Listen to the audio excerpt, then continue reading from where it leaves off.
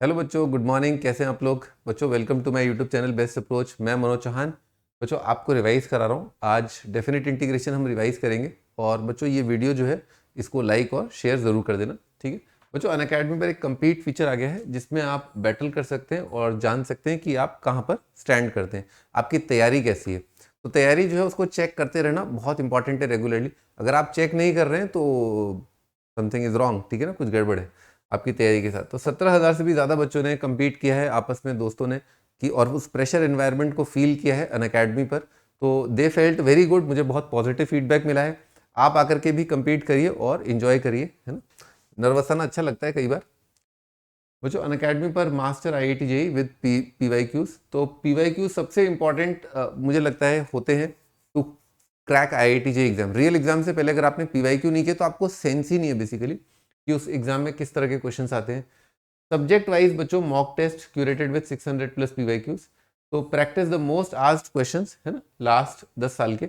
और master the exam structure. तो exam का स्ट्रक्चर बेसिकली क्या होता है, मॉक टेस्ट का मतलब है आप अपने दिमाग को ट्रेन कर रहे हो कि 3 घंटे को बेस्ट कैसे आप यूज करोगे, है ना, अपने पोटेंशियल के हिसाब से। तो एग्जाम का स्ट्रक्चर अगर आपके दिमाग में बिल्कुल क्लियर है कि ये यहाँ पर है, यहाँ पर है, यहाँ पर ये होगा एंड सो ऑन, तो फिर उस टाइम पे मैं इतने टाइम बाद इस सेक्शन को छोड़ दूंगा, एक क्वेश्चन को ज्यादा टाइम नहीं दूंगा, ये सब आपको प्रैक्टिस करना पड़ेगा, ठीक है ना। और आप अपनी ऑल इंडिया रैंक भी जान सकते हैं। जो भी पेपर आपने दिया तो उस पेपर में आपका जो परफॉर्मेंस रहा उसके बेसिस पर हम आपको बताएंगे कि आपकी रैंक, अगर आपने IIT उस टाइम पे दिया होता तो आपकी रैंक क्या आती। तो एनरोल कर सकते हैं फॉर फ्री। बच्चों अर्ली ग्रोथ बैच। तो अर्ली ग्रोथ बैच जो है, क्लास अभी 10वीं जो बच्चे हैं, 10वीं क्लास में जो बच्चे हैं वो क्लास 11th का सिलेबस स्टार्ट कर सकते हैं 2025 एस्पिरेंट्स के लिए। 10 नवंबर से ये बैच स्टार्ट है। तो बच्चों बैच की हाईलाइट ये कि बाय टॉप एडुकेटर्स जिन्होंने ट्रेन किया है एस्पिरेंट्स को और सिंगल डिजिट रैंक दिया है, और 11th और 12th का पूरा कॉम्प्रिहेंसिवली सिलेबस कराया जाएगा। स्टार्ट अर्ली, जल्दी स्टार्ट करेंगे ज़्यादा फायदा होगा। आप समझ रहे हैं मेरी बात, है ना। जल्दी स्टार्ट करने से आप बाकी लोगों से थोड़े से आगे होंगे। Learn from top online and offline educators. Top notch study material है तो आप सीख सकते हैं और एनरोल कर लीजिए। और 10 नवंबर से ये बैच स्टार्ट है। बच्चों मैं मनोज चौहान, मुझे 15 ईयर्स से भी ज़्यादा का टीचिंग एक्सपीरियंस है। मैंने टॉप कोचिंग इंस्टीट्यूट में पढ़ा है, ठीक है। और बच्चों में मेंटरू all India first rank, BTech IIT Delhi और नोन फॉर बेस्ट अप्रोच, है ना। तो स्टार्ट करते हैं अपन डेफिनेट का। ये टॉपिक काफ़ी इंपॉर्टेंट है। इससे आपके और भी टॉपिक जो है, क्योंकि कैलकुलस के काफ़ी आगे चल के आते हैं ना ये, तो इससे बहुत सारी चीज़ें आपकी रिकॉल होंगी, रिवाइज होंगी। तो 4 क्वेश्चन की सीरीज, पूरी प्लेलिस्ट ज़रूर देख लेना, ठीक है ना। तरीके से करो, रेगुलरली करो, अपना खुद का डिसिप्लिन पिक करो। हफ्ते में 2 चैप्टर्स रिवाइज करो 11th वाले, हफ्ते में 2 चैप्टर्स रिवाइज करें 12th वाले। काफ़ी ठीक रहेगा अभी आगे जाकर के 4-5 महीने के अंदर। इसको डिसिप्लिन बनाओ, बेसिकली फ्रीक्वेंसी कम कर लेना जैसे जैसे आगे बढ़ते जाओ। तो बच्चों सवाल है 0 से 90 कॉस की पावर 9 अपॉन कॉस की पावर 3 प्लस साइन की पावर 3। तो लाजमी सी बात है, सबसे पहले थॉट ये आता है कि किंग लगा दो। और उसमें अपन क्यों लगाते हैं किंग, क्योंकि ये तो आपको लिखना ही है F of sum of limit -x, और लिखते ही तुरंत विजुलाइज होना चाहिए कि बना क्या है ना, इस फंक्शन का क्या बन गया। तो आपने देखा कॉस का साइन बन जाएगा, साइन का कॉस बन जाएगा, यानी कि डिनोमिनेटर सेम रहा। मैंने बताया भी था आपको कि किंग लगाते हैं कब, जब डिनोमिनेटर रहता है सेम। तो किंग एंड ऐड, है ना, king and add, king and add किया कितना आ जाएगा 2i। थोड़ा सोचो आप, है ना, ऊपर कितना दिख रहा है, क्या दिखना चाहिए अच्छे से ना, आराम से दिखना चाहिए। साइन की पावर 9, साइन की पावर 3, कॉस की पावर 3, है ना। तो किंग लगाया, ऐड किया 0 से 90। जो ओरिजिनल इंटीग्रेशन है वो है अपना cos x की पावर 9, और जो किंग लगाया है उससे आएगा आपका sin x की पावर 9, ठीक है, डिवाइडेड बाय डिनोमिनेटर दोनों केस में सेम है, cos की पावर 3 sin x की पावर 3, ठीक। तो किंग एंड ऐड कर दिया। अब आगे बढ़ते हैं बच्चों। आगे बढ़े तो अपन ने देखा है ऊपर बन रहा है A cube plus B cube, नीचे बन रहा है ए प्लस बी, है ना। A cube plus B cube कितना होता है, A cube plus B cube होता है ए प्लस बी ब्रैकेट में A square plus B square minus A B, है ना। तो ए प्लस बी काट दिया अपन ने, तो 2i आ जाएगा आपका इंटीग्रेशन 0 से 90 और कॉस की पावर 6 ए स्क्वायर, समझ में आ रहा है, plus B square, clear, minus A B, है ना, कॉस क्यूब साइन क्यूब, है ना। इशारे इशारों में लिखा है, कॉस का मतलब सी है यहाँ पर और साइन का मतलब ऐसे, है ना। अब इतना तो दिखना चाहिए कि कॉस की पावर 6 और साइन की पावर 6 थोड़े बड़े पावर है, और इनका वैल्यू आप एक फॉर्मूला भी होता है वैसे, है ना, ये ए क्यूब प्लस बी क्यूब लिखा है, 1 माइनस 3 ए स्क्वायर बी स्क्वायर से भी कर सकते हो, ठीक है। पर जब करना ही है तो फिर अपन वॉलिस लगाएंगे, और वॉलिस से ये दोनों तो सेम ही है ना, किंग लगा करके cos 90 माइनस साइन हो जाएगा। तो ठीक है, तो वैल्यू पुट कर देते हैं अब। तो वॉलिस का फॉर्मूला एक बार याद दिला देता हूँ। लो, वॉलिस का फॉर्मूला बच्चों ये होता है इंटीग्रेशन 0 से लेकर के 90 साइन की पावर m cos की पावर n dx, ये इंटीग्रेशन दे रखा है। तो साइन की पावर m और n नेचुरल नंबर है, तो क्या है m माइनस 1 m माइनस 3, दो कम करके 1 या 2 पर आके गाड़ी रोक दो। वहां पर भी नारंगी माइनस 1, नारंगी माइनस 3, और डिपेंडिंग की n ऑड है कि इवन है, 1 या 2 पर आके गाड़ी रोक दो, डिवाइडेड बाय आपका m प्लस n, ठीक है। और फिर अगेन दो कम, यानी कि m plus n minus 2 dash dash, depending की m प्लस n ऑड है कि इवन है, 1 या 2 पर गाड़ी आके रोक दो, और मल्टीप्लाइड बाय k, ठीक है ना। अब k का वैल्यू अगर m और n दोनों इवन होते हैं तो 90 होता है, और इसके अलावा जितने भी केसेस हैं, कोई एक ऑड एक इवन या दोनों ऑड, तो उसमें k का वैल्यू 1 लेते हैं। तो बच्चों इसमें आप ये सोच सकते हो कि साइन की पावर 0 है ना, साइन की पावर 0 है, तो आप कैसे स्टार्ट करोगे, 5 3 1 रुक जाओ, है ना, 6 माइनस 1, फिर दो कम, डिवाइडेड बाय 6 प्लस 0 6 4 2, रुक जाओ, पावर क्या है, इवन है, तो कितना आ जाएगा, के का वैल्यू 90 आ जाएगा, क्योंकि इन दोनों का वैल्यू सेम है, तो इसका कर देता हूं मैं डबल माइनस। अब इसका देखते हैं भाई, इसमें 3 में से एक कम करो, कितना आ जाएगा, 2 आ जाएगा, खत्म हो गया। साइन 3 में से एक कम करो, ये 2 आ जाएगा, डिवाइडेड बाय 6 4 और 2 आ जाएगा। अब इसमें k का वैल्यू कितना आएगा, 1 आएगा, है ना, तो ये आपका आंसर आ गया। 2 से डिवाइड करना पड़ेगा, है ना, करना तो मुझे ही पड़ेगा, और क्या।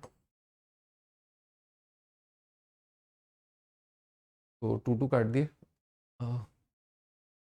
यहाँ पर भी, यहाँ 4 काट देता मैं, तो 12 आ रहा है, -1/12 आ रहा है यहाँ पर, ठीक।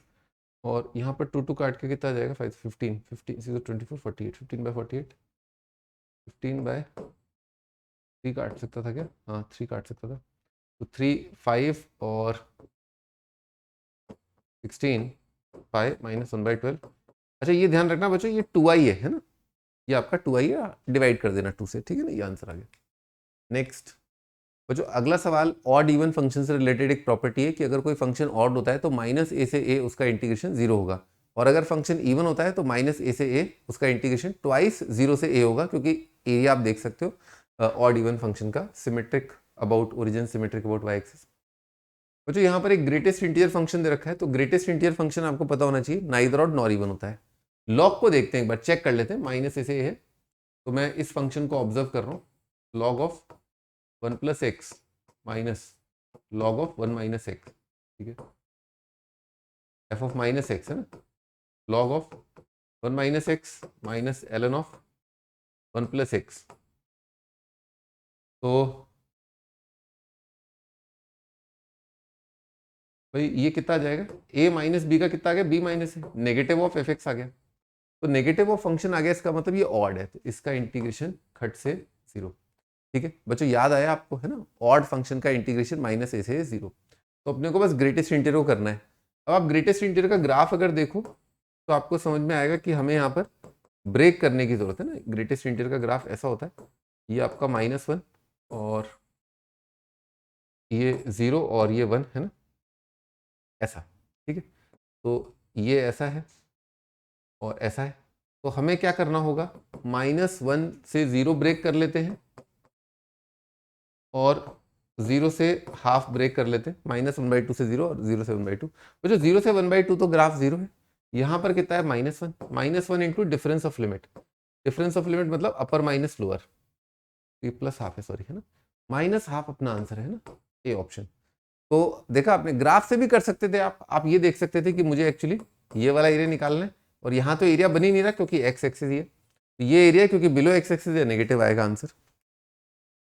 फिर नेक्स्ट डिफ्रेंशिएशन भी है, ठीक है ना, और आपका लेबनिज तो नहीं कहना चाहिए, और हाँ लेबनिज का सवाल है, डिफ्रेंशिएशन भी है इसके अंदर, ठीक है। तो स्टार्ट करते हैं, find dy by dx at x equal to pi. अब आप इस सवाल को करने के लिए दो काम कर सकते हो, एक तो आप cos x को बाहर निकाल लो, ठीक है, और दूसरा आपको प्रोडक्ट रूल महसूस होना चाहिए। हम x को क्यों बाहर निकाल पा रहे हैं, क्योंकि इंटीग्रेशन हमारा थीटा पर है, और अगर थीटा और x दोनों मसाले दे रखे हो तो आपको x को आप कांस्टेंट ट्रीट कर सकते हो। तो hence we can take out cos x। Integration है पाई स्क्वायर बाई 16 से लेकर के x square cos of root theta divided by 1 plus sine square root theta D theta, ठीक है, जो डिफ्रेंशिएट कर दिया D Y by D X. वो जो पाई है ना, तो cos का डेरिवेटिव कितना आएगा, माइनस साइन, जब मैंने इसको डिफ्रेंशिएट किया। अब मैं इंटीग्रेशन को डिफ्रेंशिएट कर रहा हूँ, माइनस पाई मल्टीप्लाइड बाय जो भी है, ठीक है, प्लस cos x। बच्चों ऐसा मैंने क्यों किया, क्योंकि मुझे पता था जब मैं सब्सटीट्यूट करूंगा x की जगह पाए और cos का डेरिवेटिव साइन है, तो साइन कितना आ जाएगा, 0। तो अब मुझे इंटीग्रेशन कैलकुलेट करने की जरूरत नहीं है। तो यही खेलता है सवाल का कि आपको इंटीग्रेशन कैलकुलेट करने की जरूरत नहीं थी। तो cos x, और अब बच्चों इसका डेरिवेटिव, तो डेरिवेटिव कैसे आता है इंटीग्रेशन का, जहां जहां आपको थीटा दिख रहा है वहां पर आप पहले तो ये सब्सटीट्यूट कर दो इस फंक्शन के अंदर, है ना, कॉम्पोजिट फंक्शन। तो रूट थीटा और वहां पर रख दिया एक्स स्क्वायर, तो रूट ऑफ एक्स स्क्वायर आएगा। रूट एक्स स्क्वायर कितना आएगा, मॉड एक्स। मॉड एक्स क्योंकि एक्स पाई है तो मॉड एक्स कितना हो जाएगा, पाई आ जाएगा, मतलब एक्स आ जाएगा। तो यहां लिखते हैं अपन cos x divided by 1 plus sine square x, है ना, ठीक है। जहां जहां थीटा है थीटा की जगह रख दिया एक्स स्क्वायर। अगला स्टेप है चेन रूल में, फिर इसका डेरिवेटिव आएगा। इसका डेरिवेटिव कितना आ जाएगा, 2x माइनस, अब बच्चों इसमें जहां जहां रूट सॉरी थीटा है वहां वहां रख दिया पाई स्क्वायर बाई 16, और फिर multiplied by pi square by 16 का डेरिवेटिव। तो पाई स्क्वायर बाई 16 कांस्टेंट है, उसका डेरिवेटिव कितना आएगा, 0 आएगा। अच्छा x की जगह पाई रखना है बच्चों, पाई रख दो बस, आंसर आ जाएगा। तो पाई के लिए ये 0 आ जाएगा, 0 प्लस 1 1, ऊपर cos 180 माइनस 1 का स्क्वायर 1, तो ये सब 1 आ जाएगा। 2 पाई अपना आंसर है ना, ठीक है बच्चों, 2 इंटू पाई आ जाएगा अपना आंसर, ठीक है ना। आगे बढ़ते हैं बच्चों, एफ आर टू आर दे रखा है, एफ दे रखा है x plus 1, find the value of limit N tending to infinity. तो एक अच्छा मिक्स ऑफ क्वेश्चन है आपके पास यहाँ पर। ये आपका integration age limit of some का सवाल, तो मैं आपको रिवाइज कराता हूँ कि integration of limit of some के सवालों में r बाय एन को लिखना होता है x, 1 बाय एन को आपको लिखना होता है dx, और आपका जो सिग्मा साइन है उसमें जो लोअर इंडेक्स नंबर है r is equal to r initial है, तो इंटीग्रेशन की लोअर लिमिट होती है r initial upon n, limit N tending to infinity. Sigma जो आपका ये r is equal to r final है, अपर बाउंड है ना, अपर इंडेक्स नंबर जो है, तो upper index number r f को डिवाइड कर दो n से, limit N tending to infinity, ये आपके इंटीग्रेशन का अपर लिमिट हो जाएगा। और तो जरूरत नहीं है मेरे ख्याल से, ठीक है। तो बच्चों अपने को जनरल टर्म लिखना बहुत इंपॉर्टेंट है। तो जनरल टर्म देखा, इस सीक्वेंस को देखो आप, है ना, 0 5 बाई एन और आपका 10 by N and so on dash dash. तो आप देख सकते हो 0 5 10 क्या 5 के मल्टीपल है, तो लिख दो आप r 5r आ जाएगा, है ना, 5r डिवाइडेड बाय n आ गया। r का वैल्यू 0 से लेकर के कहाँ तक है, 0 से लेकर के देख लो 5 n माइनस 1 तक है। तो अब लिख लेते हैं इसको 1 बाय एन, सिग्मा r का वैल्यू 0 से लेकर के n माइनस 1, और फंक्शन ऑफ ये लिखा है 5r बाय n। एक बार चेक कर लेते हैं, सही है, यही आ रहा है, ठीक।